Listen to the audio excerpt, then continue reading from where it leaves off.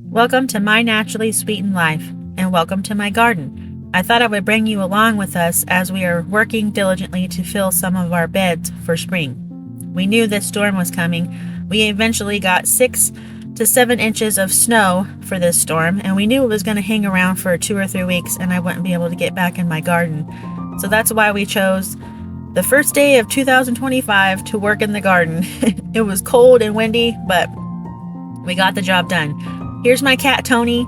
You can watch for him in the video. He's always hanging around us in the garden, so you can see how many times you see him or catch him in the video. I want to talk about gardening during the winter. Some people believe that winter time is rest and relaxation from the garden, then there's no real purpose for the garden during this season. But I tend to disagree. If you can catch a mild winter day, it is a perfect day to get out and do some activities in the garden. One of them is what we're doing today in this video. My husband and I are going over to the cow compost pile and getting the rich compost and putting it in our raised beds. It gives the compost time to break down during the winter months and the worms to have a chance to work on that compost so it's ready for you to plant during the spring.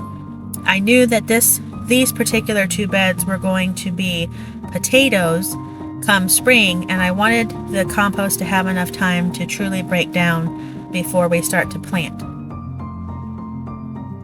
Which leads me to my next activity that you can do in the garden during the winter is decide which raised bed or what row you're going to plant your plants in next year.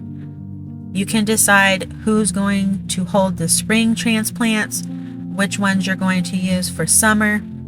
And if you have a plan already in place, it helps so much that every plant that you start, or if you buy them at the store, they have a home and you know exactly where they're going to be, and you won't overplant spring so there's not enough room for summer.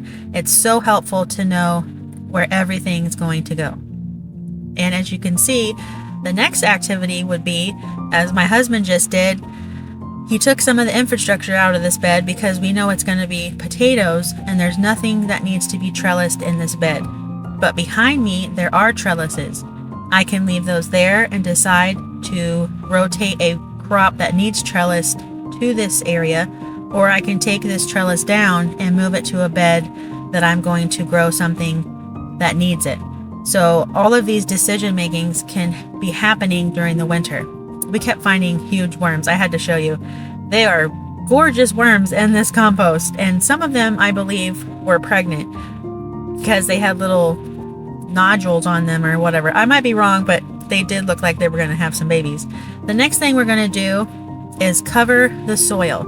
And this is something that I've been doing for a couple of years now, is trying to get all my beds covered during the winter time with a spent hay. You can use other materials that you have on hand to cover your soil, but what I like to do is use spent hay. And what I mean by that is I take our hay and I just set bales of hay out in our garden and let the weather get to them. They get rained on and the rain starts to break down the hay. As you can see in this bed, this particular bale has been out for several months and it's really nice and broken down. You'll see in the next clip that the other bed is a little bit more fluffy because that bale of hay hasn't sat out in the rain as much, but both of them will work. The reason I do that is so that the bale of hay will get wet in the rain and out in the weather, so that it will become heavy and it will lay on the beds without blowing off in the wind.